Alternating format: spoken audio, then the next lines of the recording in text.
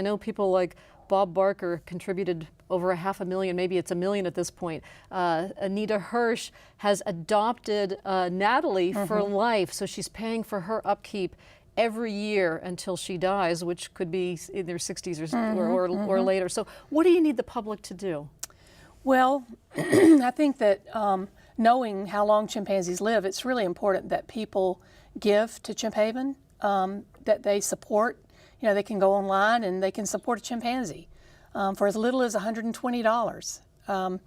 You know, one of the key elements to the Chimp Act in 2000 was that there was $30 million allocated to create the sanctuary. You've used that up already. To build the sanctuary. And we have, you know, it took 10 years, but we used it up. And so now there's a smaller pot of money to be used over a 5-year period when the Chimp Act will have to be reauthorized again. And there's a much smaller amount of money.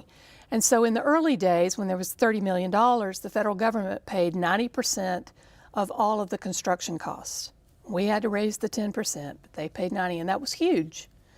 The thing that prohibits us from taking in more chimpanzees is chimpanzee space, housing, habitats, courtyards, whatever it is that we need to have adequate housing for those chimpanzees.